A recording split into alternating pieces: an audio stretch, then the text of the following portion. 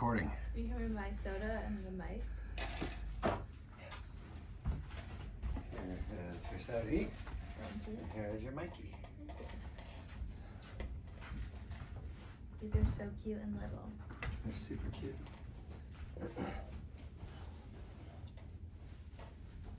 Okay.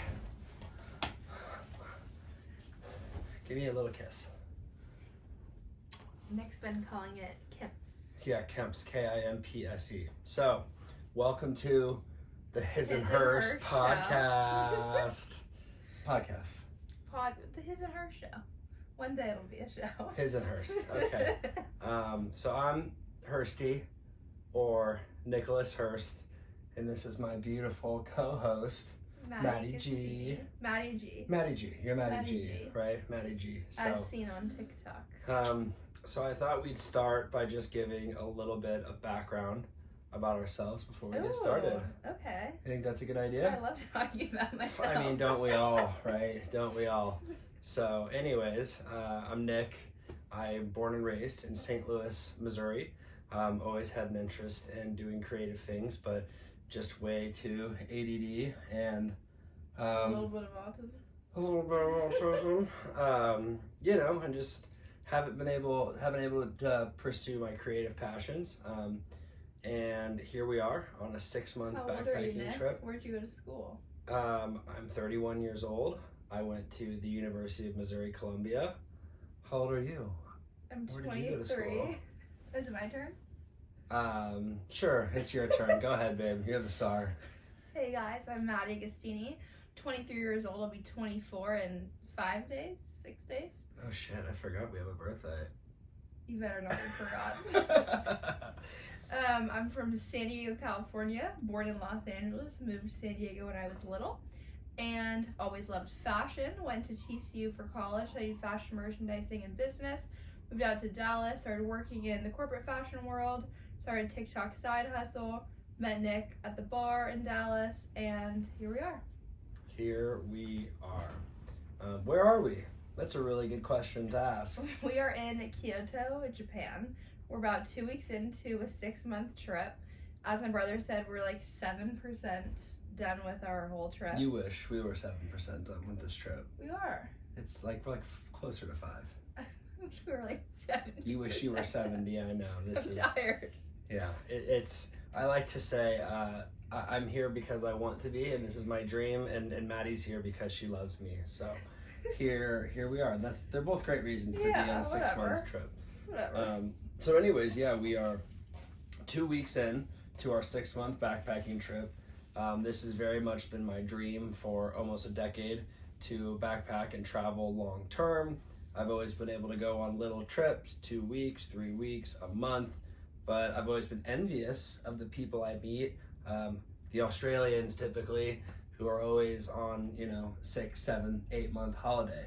I'm always the guy that has to go home Sunday, and fortunately that is no longer me. So this is the His and Hurst podcast, and this is episode number 1, coming to you from Kyoto, Japan. Perfect. So should we start in order of like what we've done so far? Yeah. I mean, we've been in Japan for 2 weeks. Honestly, I'm just gonna actually give the floor to you.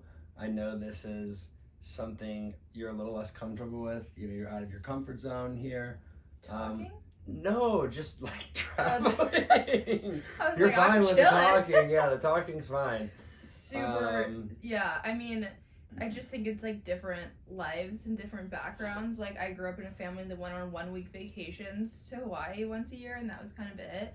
And so did I. Just not to Hawaii. But you've always had this like deep-rooted love for it. Like, you talked about your grandpa had a travel book on his coffee table, and that like you would flip through it as a kid. Like, I'm sure Peter had some Italy coffee table books. Yeah, but like it was more. I don't know.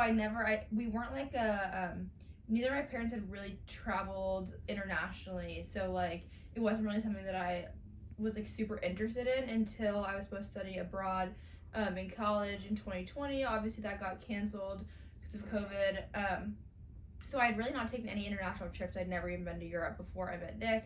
This is obviously a huge love of his. So like the course of this past year, we've been to so many places alone. Like we went to Brazil. That was kind of like the first test trip kind of to see how I would do. Test. And I fully passed with flying colors. Yeah. And maybe a little worse on some other trips, but Brazil, I was like a star. Well, that was you had to be good on that trip because we were with my two sisters and my I best just friend. met one of Nick's sisters for the first time. I just met one of Nick's besties. Like, we can talk about how partners hold you accountable in situations, but we'll save that for another episode. Yeah. And we went to Guatemala. We went to Turkey, South Africa, like a lot of different trips. And Nick's always talked about doing this long-term trip, and it worked out well with my career. I work for myself now, which I just love saying. What a slay. Such a slay. Doing my TikTok and fashion stuff. And so, honestly, it's like easier to do my business, I guess, when I don't have to pay a United States rent. So For sure. For sure.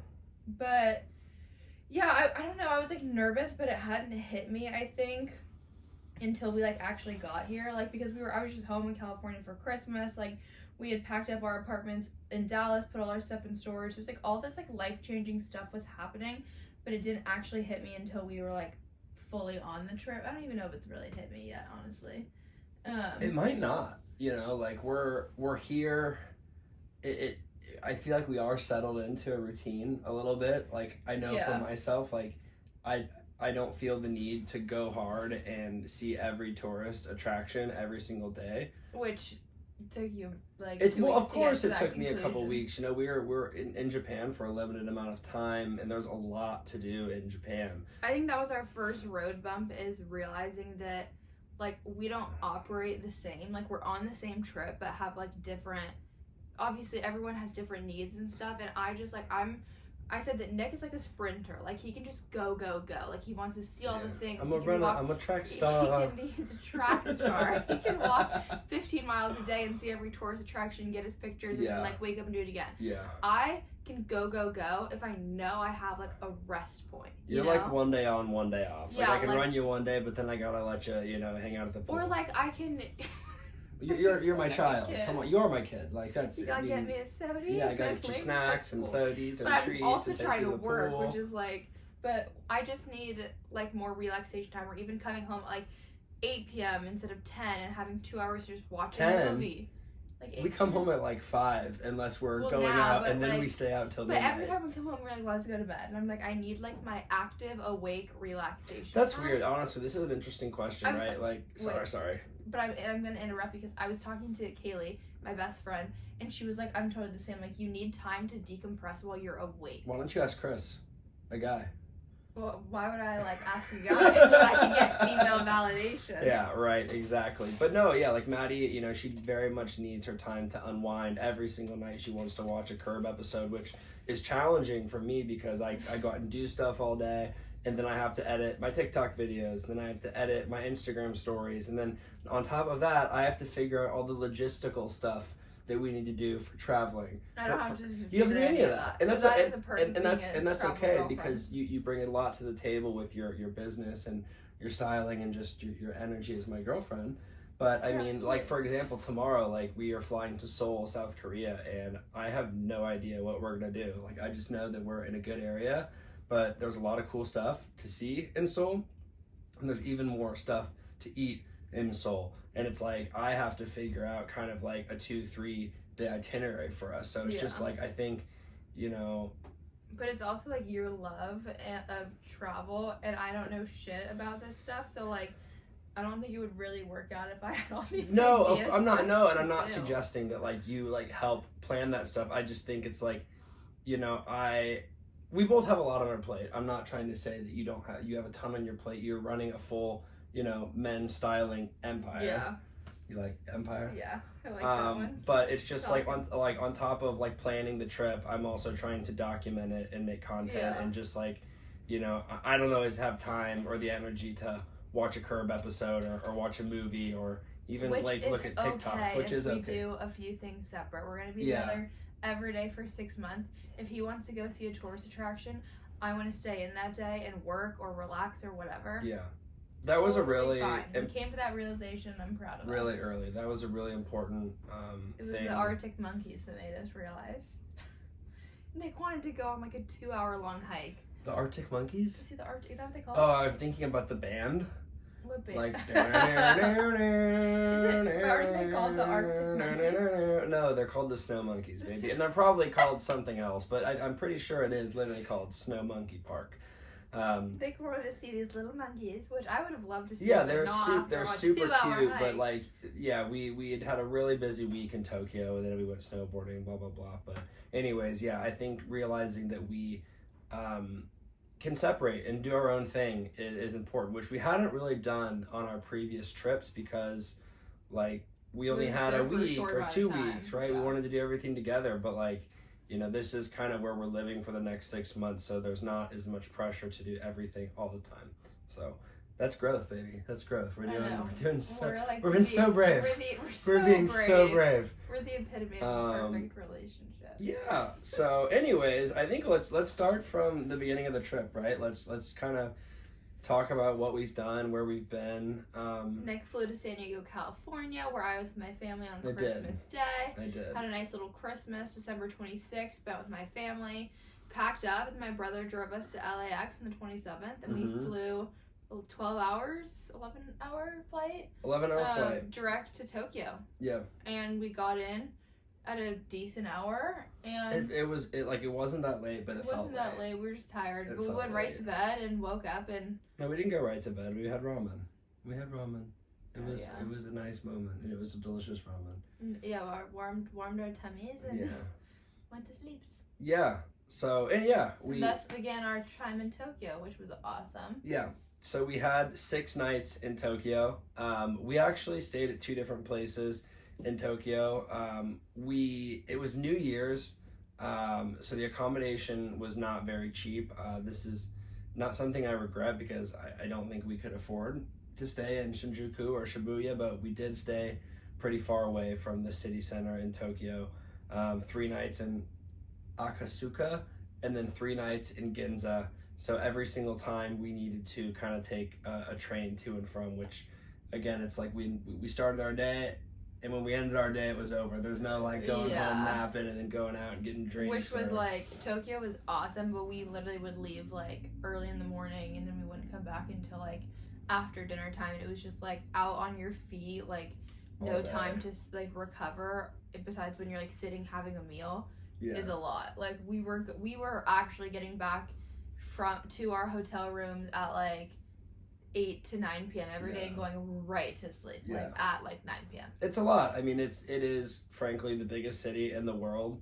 I know there's some other places in Asia that may have more population, but I guess in the Western world we kind of look at Tokyo as like the mecca of big cities. Yeah, it's huge. So what did we do on our first day? We took the subway. We kind of walked around Yoyogi Park, which was really cool, and then we went to the famous kind of Harajuku shopping street with the thrift. The infamous thrift. A little pretext. We are traveling with 2 bags. We actually just got a really small 3rd backpack today, but we were traveling with 2 bags. One massive kind of camping backpack and one still kind of massive military backpack. For 6 months. But we have 2 bags for 6 months, and that's already a challenge in itself, especially for anyone, especially for me who loves clothes and material goods. But I never thought, I thought it'd be hard to like wear the same outfit every day, like that would be the issue, but I didn't really realize how hard it would be to not want to buy stuff in Japan, because I don't think I fully realized how insane the fashion is in Japan.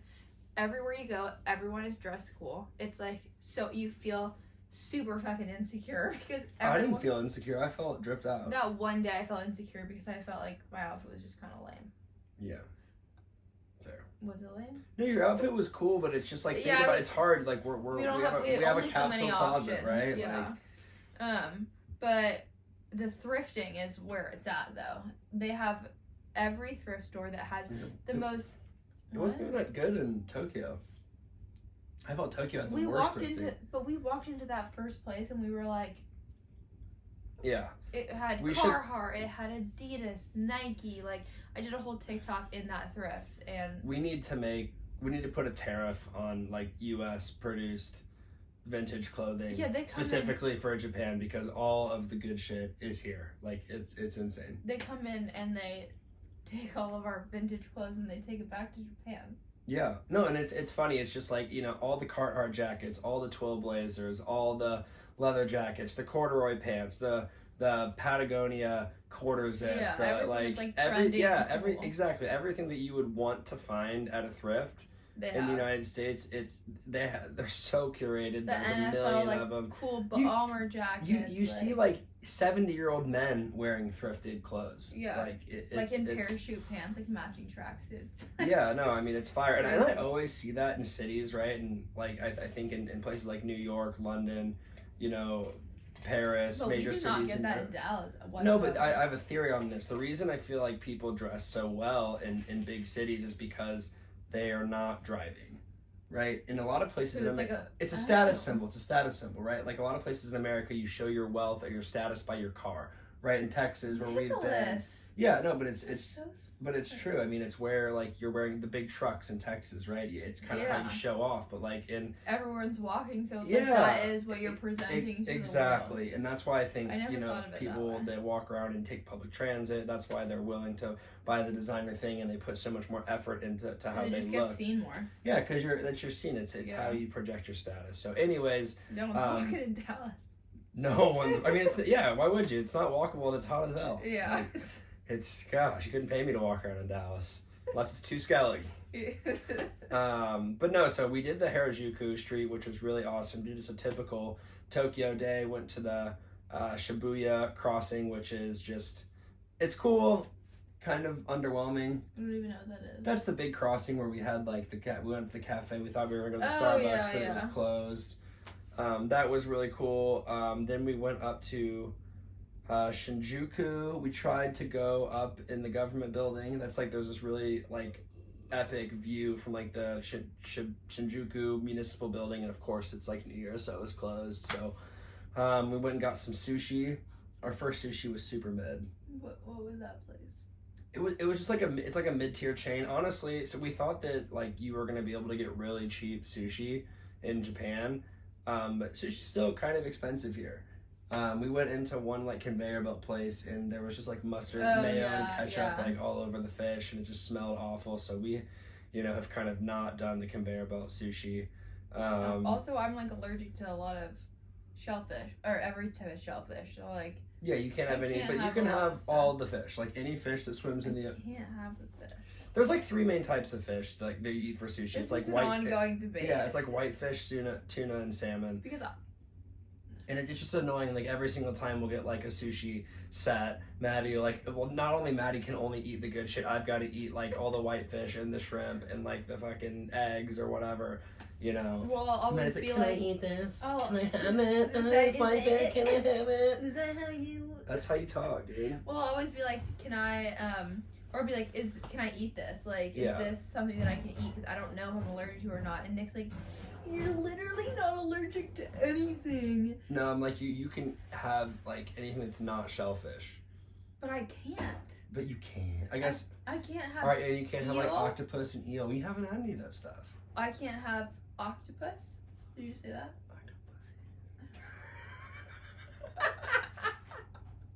Sorry.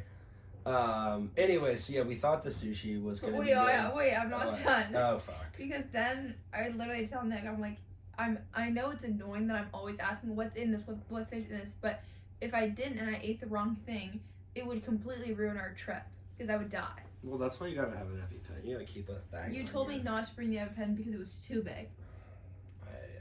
If we could do like the State Farm replay thing, those commercials where they see like who. Yeah. Anyways, so we thought the sushi was going to be really cheap and abundant here, and it's not. At the end of the day, like it's nice sushi, it's nice fish, and it costs money, whether you're in the United States or in Japan. After that, we kind of did a little tour of Shinjuku. We went down the little like izakaya street. There's this little like street of the one-person bars, kind of where they like grill the skewers right out. It's called Piss Alley. I think that's what it translates to. That place was sick. It was sick. We went the first day and they was like. Oh, and I had like a headache with those British dudes. That's a different area. That was the Golden Guy. I'm getting there. What?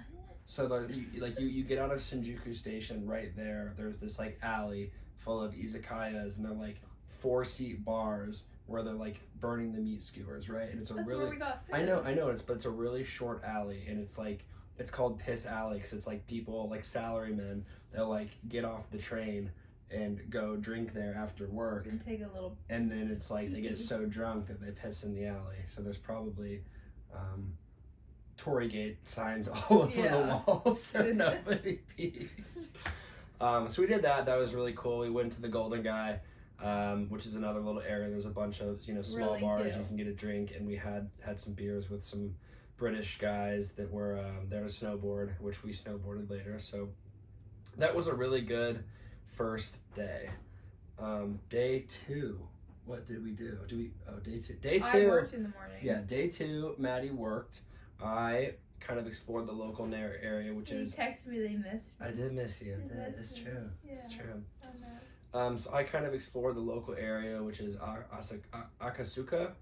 I'm not gonna lie. Mid. It was a little overrated. I saw an article that said that like Sensoji Temple in Tokyo is the most overrated attraction in Japan, and I tend to have to agree.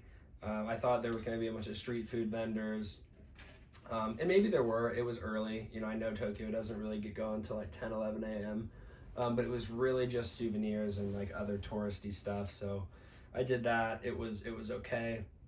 I then went to Akihabara. It's like the anime district in Tokyo, and that was really cool. There's a bunch of amazing shops, a bunch of arcades, and there's kind of all these like anime billboards all over the buildings there. So it just feels very Japanese. Yeah. Tokyo as a city doesn't feel quintessentially Japanese to me. It feels very modernized. Yeah, it feels very modern and international. Nick likes the more traditional. I liked that it felt comfortable. Like I felt like I was in New York. Yeah, for sure. I mean, it's an amazing place. It was so cool and vibrant, and there's so much to do.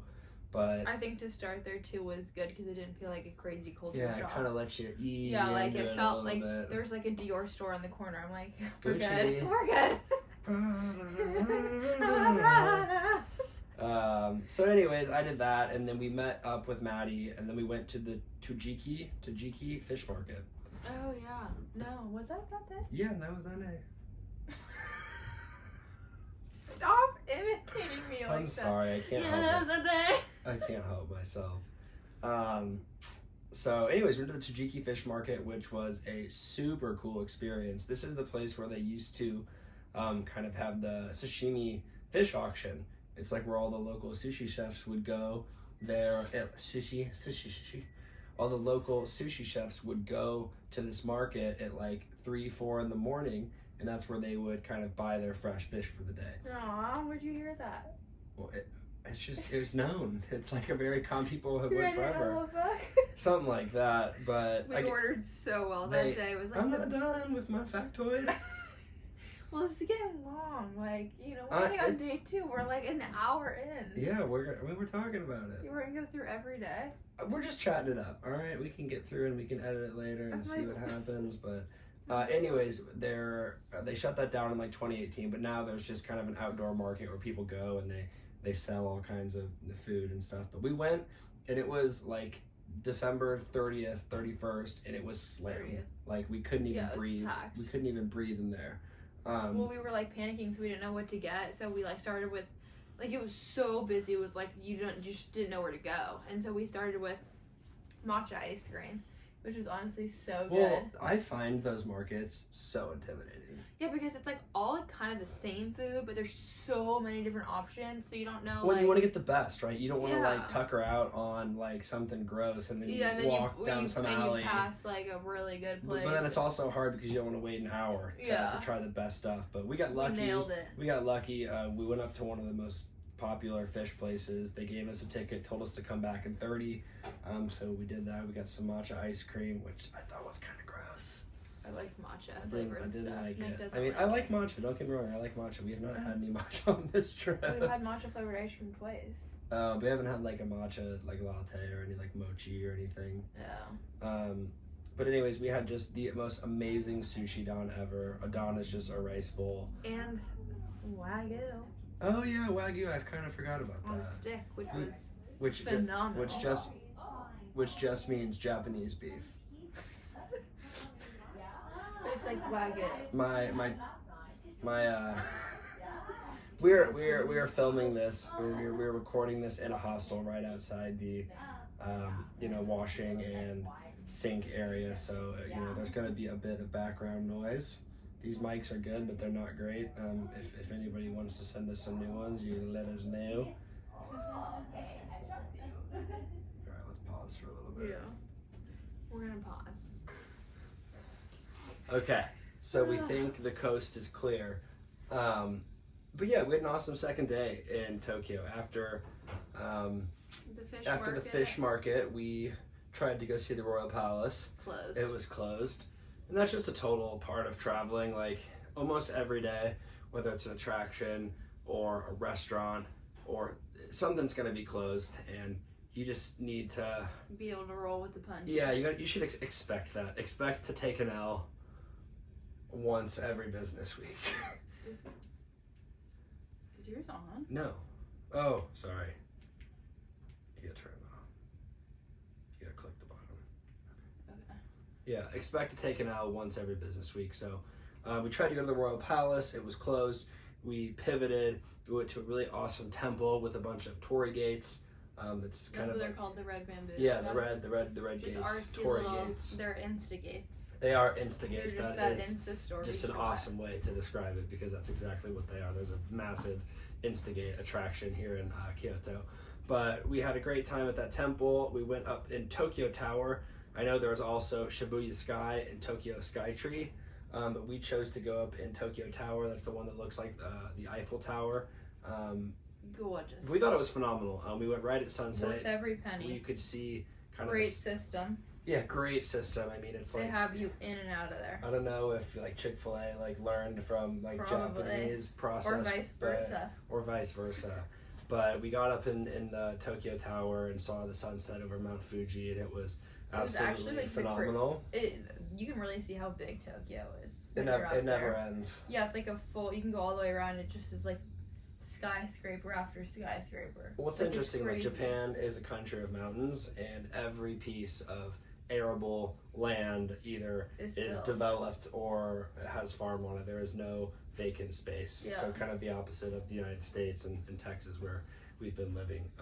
But after that, we made our way back to Shinjuku Station, and we had dinner at an amazing izakaya. We put in the work for this. We put in the mother work. There's like 6 tables in the whole restaurant. No, there's like 20 of these restaurants. There's literally like 4 seats at each. There's just one guy like grilling like meat skewers and serving beers, and we waited for 40 minutes to sit at one. You kind of have to be persistent. It's they'll tell you no a lot. That is something I'd like to talk about. Sure. That's different between American and Japanese like restaurant culture. Is that they're in America, like if you walk to a restaurant super crowded where there's one open table in the back, like you can sit down. Like they're gonna serve you. They're always looking to make more money and produce as much food and gain as much money that night as possible.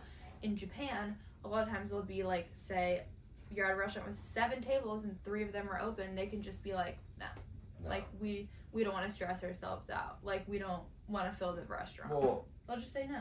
Yeah, and I mean, it's also like they're not open all day. Like they're kind of open a little bit for breakfast, they're open a little bit for lunch, and they're open a little bit for dinner.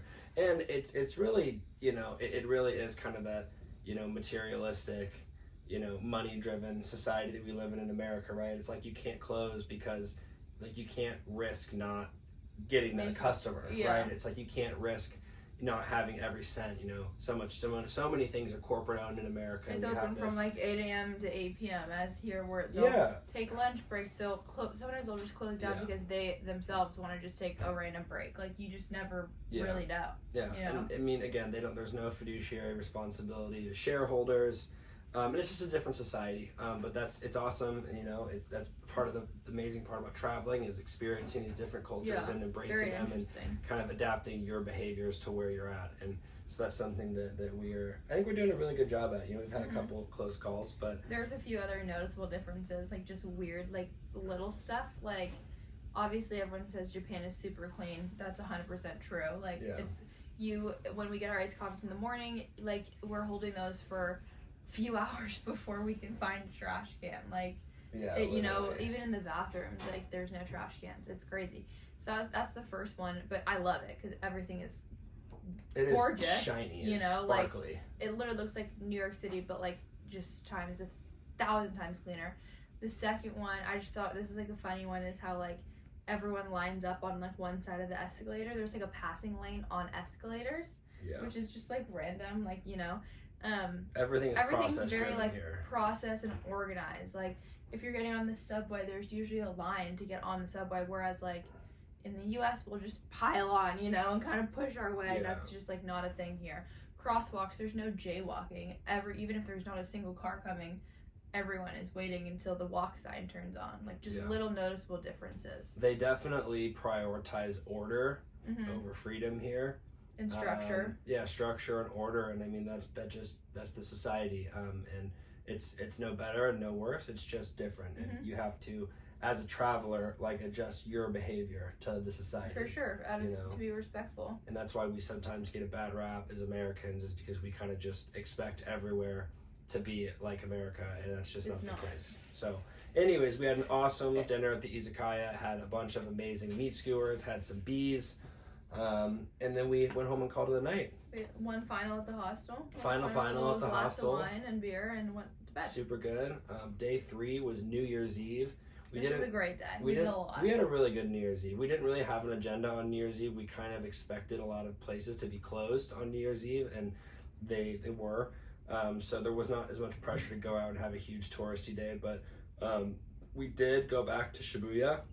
I promised Maddie I would take her to that same thrift store. I didn't let her get anything on day 1 just because, like, the principle, right? Like, we have 2 bags. He said, go on. If you still want something from that one particular thrift store, I will take you back on day 3.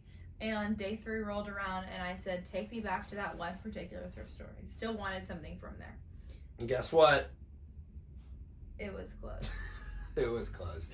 But it was cool. We got to go back to Shibuya and really just explore that area. You felt bad, and so you were like trying to find any other thrift store to like take me to. Yeah. And so we ended up not getting anything that day. We went to every single thrift in Shibuya.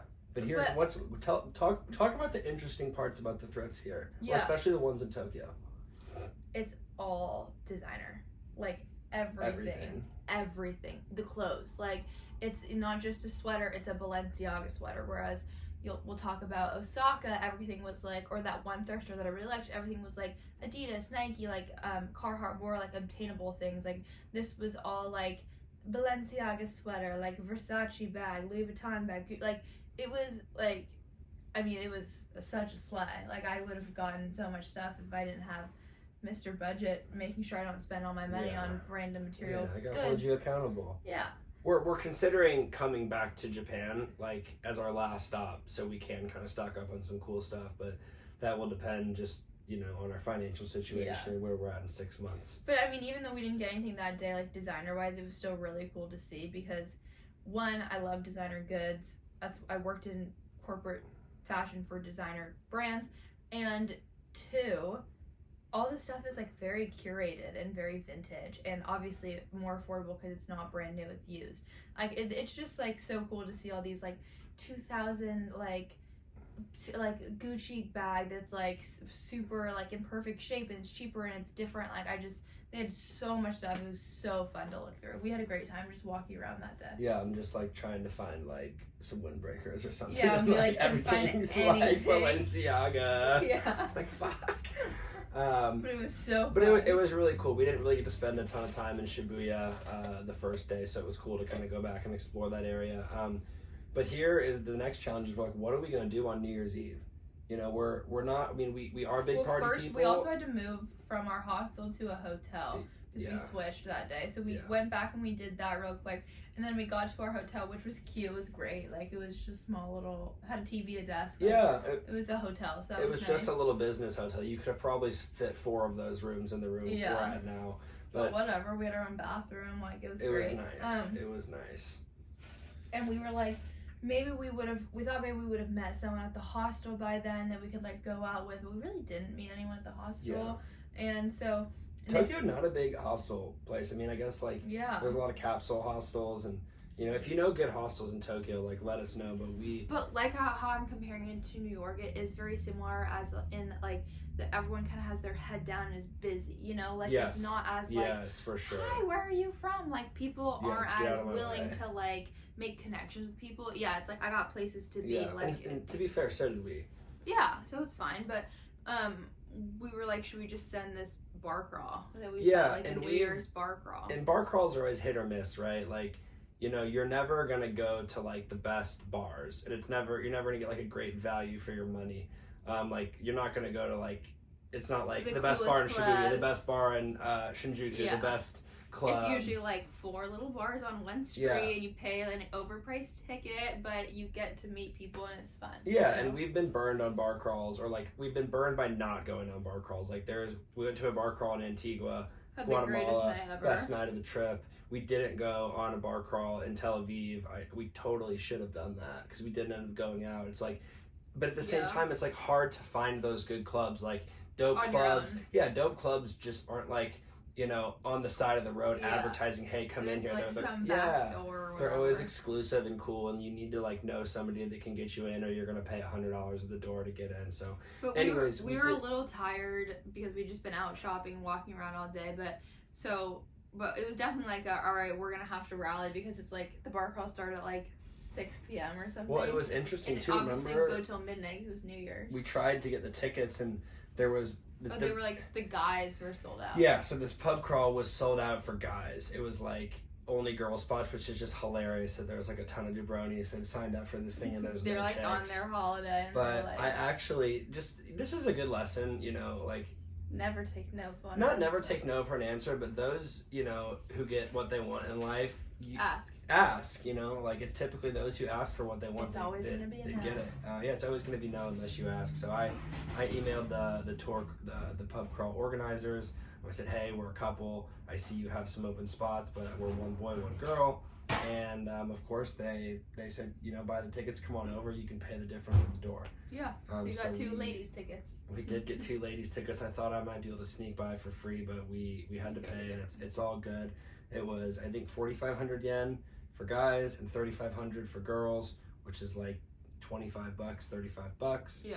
But we went to the pub crawl. We were right. We were super tired. We've been going hard all, you know, not like drinking, but going hard, just doing chores. Yeah, bodies walking, were literally tired. Walking. And we get into the pub crawl, and you know, of course, we met some amazing people within the first 10 minutes, and they're like, you know, as a Canadian guy, and they were like, yeah, he's like, I'm Canadian, I don't really want to hang out with Americans, I see you guys all the time. But as the night progressed, we just had an absolute, Did you say that? Yeah, Sean said that at the beginning. But he's just messing. He was just he was just kicking guys. the shit. Yeah, it was no big deal. He's like, oh, of course I mean Americans. Yeah, but so we met this an Austrian. Yeah, we met this Canadian guy and this Austrian couple, and we had the best time of our lives. Super cute. We all liked each other so much. We went to dinner together the next night. We did. Which is so wholesome and sweet. But yeah, so that was the crew for New Year's, and of course, like, you know, the bar crawl, it's such a racket, dude. It's 4 bars, but like you're in. They're like in this little cube on the street, like you meet in one bar, and then you walk downstairs, and you walk across the street, and then you go to that bar, and then you go, you know, to the bar next door, and then they take you to a club next door, and I swear, like the same dude owns all of them for sure. But again, we had a fantastic. Yeah, time. It was incredible. It was a lot of dancing, a lot of singing, like, and they do liquor you the fuck up. Like that is one thing where you're getting your money's worth is like every time you walk out of the bar, pouring it in your mouth. Like they give you shots. Like they're very generous with that. Yeah, and we were ready to go. Like we really hadn't been drinking too much, so we were primed for a big one, and a big one we had. We even let the Austrian couple kind of talk us into going to a real club, which we had no business being at. It's like, you know, 2 a.m. But tell them how we got into the club. I mean, like, I think it'd be cooler if we didn't have to pay. But we didn't have to wait in line. Why don't you tell the story about how we got into the club? It's just one of those moments where I'd like to brag about myself. Well, then, by all means. We, like the Austrian couple was like, want to go to the club? I'm like, let's go to the club. I'm like so fucking tired at this point. But they had this club in mind. We like go to the club and there's like a long line in front. And I don't know where this confidence came from. I think I was a little tipsy, and I was like, "Oh my god, a little." I was like, "Guys, don't even worry. Like, I got this." Also, it's not like I look cute. I'm in like basically this. Like, I'm in my travel clothes. I don't look cute at all. But I like just went up to the bouncer and was like, "Hi, like me and my friends like are dying to come into your club. Like, do you think we can come in?" And they're like, "Please bless us with your presence. Like, 5 drunk Americans is exactly what we need." And he was like, "Of course, like grab your group," and we went right on in. We'd have to pay the cover, but we have to wait in line in the pool. It was 5,000 yen, which is like $40. It comes with one free drink. We are all hammered. Oh, Sean, our Canadian friend, was like falling asleep at the bar. We literally had to like vouch for him. They're like, "Are you gonna take care of this guy?" Yeah, we're like, we got him. So we were in the club for maybe 30 minutes to 45 minutes. We were like, let's get we had to kind of excuse ourselves and put ourselves to bed. We did not realize the metro was closed on New Year's Eve. And so that was a toughie. That was a toughie. So we're kind of far from home. We've had a very expensive night already. We're over budget, and we're 50-minute walk away from home. I pulled a Casey Watts, and I was like, "Babe, 50 minutes. You can get some cigs. You got a vape. Like, we're good. It'll be awesome." Don't talk about the vapes. Okay. Repeat that line without that. Private. Okay, anyways, I was like, "Babe, it's a 50-minute walk. I'll get some cigs, whatever. Like, it'll be fine." But Maddie was like, "Absolutely not. There's no way I'm walking 50 minutes home." It's 3:30 in the goddamn morning. We wouldn't have gotten home till 4:30. But those are the moments you remember. Those are vibes. I don't care. I don't care. I was vibing from 6 p.m. to 3 in the morning. I'm good on another hour of vibes on my walk for home. Sure. Sometimes I literally, and Nick's like, "You are so drunk." I was the more sober one. I was tanked. And so I had to literally like go into the middle of the street and like flag down a taxi. And sometimes I need to remember I'm traveling with my girlfriend and not my boys, and sometimes I just gotta be nice and not right, and you know. Yeah, you're like, "It's not that. It's 52 minutes, Maddie. It's 52 minutes." I'm like, I don't know a single girlfriend that would want to do this. I know, but you know that whatever Google Maps says, it takes us 2/3 of the amount of time to walk. No, it takes you 2/3. It takes me the full amount of time and then some. Well, we're hustling. We're working on our hustling. I get tired. You get so tired. It was 3:30 in the morning. Anyways, I got a taxi. We had an absolutely epic New Year's. We took a $15 cab home. It's the only cab we've taken on this trip so far. And that's how we ended 2023. It was absolutely amazing. We made 3 awesome friends. And then the next day, we woke up and didn't do anything. It was awesome. That was my favorite day of this trip. It was really nice. It was really nice to wake up. I think I woke up around like 10, 11. We, drug ourselves to McDonald's, which I will say that was our first Don's of the trip. It wasn't that good. McDonald's is not that good in Japan. And I know why it's not good. Usually you're abroad in a foreign country and you're eating, the local foods and you're just kind of tired of it, or maybe they're not that good. But like the food in Japan is incredible. Like everything is so good here. I think just compared to the local stuff, like McDonald's doesn't hit as different. No. Like when you've been eating. This is why it's not good. They don't have ranch. No, I mean, yeah, they don't have the sauces, right? They don't have the sweet and sour sauce. They don't have the ranch. They don't have all the normal sauces that you're used to. But like, I think it's really just because the food is really good here, and that's why. Like when you've been eating pho and banh mi every day for a week, like a Big Mac just slaps. But you have sushi, you have ramen, you have katsu, you have onigiri, you have so many good things here. But yeah, we had a super chill day. We kind of went to McDonald's, laid in bed, watched a movie till like 3 o'clock. And then we met up with our friends again. After we got little purchases.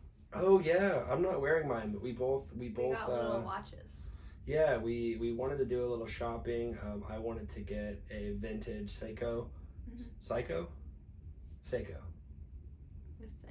Anyways, I wanted to get a vintage watch. Didn't end up getting a vintage one, but got an awesome Seiko watch. And then we just met up with our friends in With our IKEA New bar. Year's buddies. Yeah, we went to the arcade a little bit too. You got me that popsicle. I got you a popsicle. They play some crazy games here in Japan. I mean, like there's guys like wearing special gloves here to play games, like just things that are have peaked in popularity forever ago in the United States are still like fully. Yeah, the arcade was fun. But yeah, we just had a really lovely little dinner. We had a really chill night with our buddies in IKEA bar. Had some awesome ramen, and then we called it a night. And that was our first day of 2024. Yeah, that was a great day. So here, on the second day of 2024, we had our first terrible challenge. This day sucked. I know I talked about it earlier, but we weren't really beefing. But we were beefing. I mean, you might have been beefing with me. I thought I was being very patient and tolerant with you, but.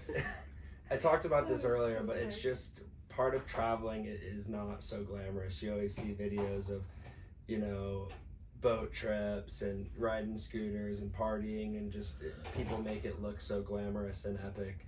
But you do take L's. There are downs. There are travel days, and we kind of experienced that a little bit on our day trip to Hakone. Do you want to talk a little bit about that it was experience? Like we're basically going just to see Mount the Fuji. view of I almost said Mount Everest. You wish. The view of Mount Fuji, and it was we woke up and it like early to like get a head start of the day, and it was like super 10 degrees colder than the days before, cloudy as fuck, and it was like about to start raining. So the weather was already ass. And then there was like the biggest. It didn't look like it was going to be bad though. When we were leaving Fuji, we were leaving Tokyo, spirits were high. Yeah, and then we get to like the first stop on the subway or whatever, and of course there's like we're trying to change subways, and there's like Japan's like biggest marathon happening that day. So the subway stations were like a fucking disaster. Like we have photos we could probably insert if we wanted to of just like absolute chaos. Like we were literally like this walking in the subway, and they're like, yeah, wait time to get on the next subway is like 3.5 hours, and we were like, what the fuck? So we didn't end up having to wait 3.5 hours. It was still kind of a long time, but we eventually got there, but by then it was raining. I was like wearing these long baggy jeans, so the bottoms were like dragging on the ground all muddy, and I was cold and wet and just like so cold, and it was just like a lot of. It took so long to get there. It was cold as fuck. You couldn't see the view at all. I was wet. I was tired. Like, it was just an overall bad day. And all I wanted to do was, like, be in my pajamas, like, cuddled in bed watching movies because it was, like, cozy, rainy vibes, We couldn't, like, we went all this way. Okay. So I'll just preface. I'll preface we went this. all this way to see this beautiful view and we couldn't see it. Yeah, Maddie would have hated this day without the weather. Honestly, it was just a lot. Like the fact that there was the race and the weather was not helpful. But Hakone is a region outside of Tokyo where you can buy this pass, and there's a bunch of different transportation that it covers. Right, there's a train that gets you there. There is a what is it called? Like a ropeway. Or like a cable car.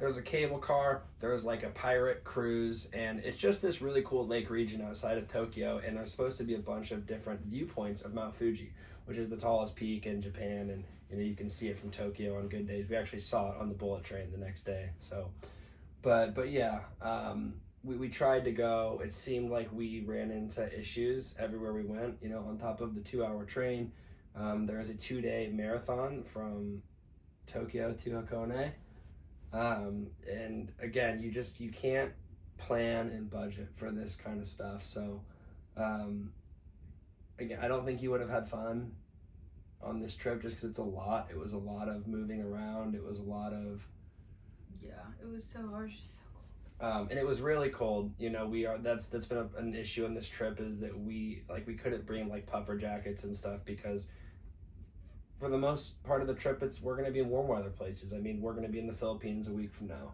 and it'll be really hot, and all of our, cold stuff will be packed up into storage cubes. Adequately dressed. Yeah, Maddie wasn't adequately dressed, and I don't think you were. Your mindset was adequate for that day either. But anyways, we tried to go to Hakone. It was rainy all day. And it finally cleared up a little bit at the very end. I got a brief glimpse of Mount Fuji, but it honestly, like, it just wasn't worth it. And so I would say that it just check the weather, and if it's not going to be an absolutely stunning and perfect day, Don't go. there's probably easier ways to see Mount Fuji. So it's a shame that was kind of our last day in Tokyo. But and we then- did end at the thrift that I wanted to go to on I the forgot. first and the Oh my third God, day. We yeah. ran through the streets of Tokyo, and I was able to get this vest actually that I'm wearing right now. Yeah, Vintage Adidas. that was another added layer of stress. I'm like sitting there, the clouds. It's so funny. It's like the clouds are finally opened. It's like the clouds opened up and like Jesus is shining down from the heavens. Like I can see like a little bit of Mount Fuji, and I'm like up here at this viewpoint, like just waiting for these clouds to go past. But I'm also like watching the clock because I know that this thrift store closes at 8 o'clock and it's gonna take us 2.5 hours. So like if it would have been less cloudy, you would not have got the thrift that day. But because it was cloudy, you told me no the first day, and then it was closed the third it was day. closed the second This was day. the only my last chance to go. And then it's hilarious because like we saw 47 of the same thrift store in Kyoto and Osaka, but you don't know that at the time. Yeah. You don't know that at the time. So that was our last day in Tokyo. And then we woke up and took the bullet train to Nagano. I liked the bullet train. The bullet train was really good. Do you think that you want to stop? We can probably film the rest in Seoul.